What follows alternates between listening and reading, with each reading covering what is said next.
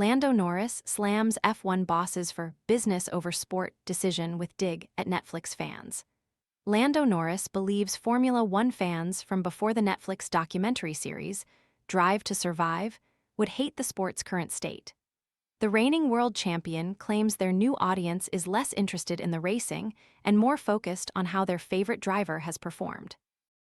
Norris, 26, continues to criticize the introduction of hybrid engines for this season and their impact on drivers overtaking during race weekends. He believes the decision was all about making more money as a business because it attracted additional teams, with Audi joining the grid this year due to the half-electric engines now in use. Flies and gnats invading your kitchen? Plug in the Zevo Flying Insect Trap to attract and catch flying pests with blue and UV light day and night. Want to check today's Amazon deal? Scan the QR code now or visit grabdeal.us/one before it's gone. Speaking ahead of the Hungarian Grand Prix, Norris said, "It's a business. Everyone wants to make money, so in order for Audi and other teams like Cadillac to come in, we had to make changes.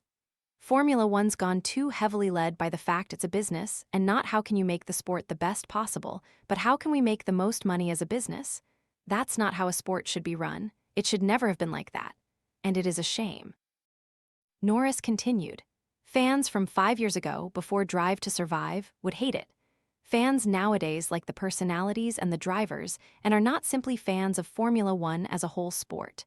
There's less interest in basically how the actual race goes and more just, has the driver done well or not?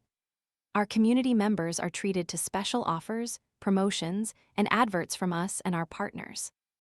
But the biggest voice should always be the drivers, and that's not because we're selfish, but because we have the best idea of how racing should be. And at the minute, we have very, very little say, and a lot more of what is done because if you can have Audi and other teams in it, it's a bigger win than the drivers being happy. I don't think Formula One is in a wobbly state. It can just be better." An F1 spokesperson said in response, "The drivers are listened to more now than ever before. The sport on track is, and always will be, the priority. Everyone has benefited from the commercial success of Formula One, the drivers included.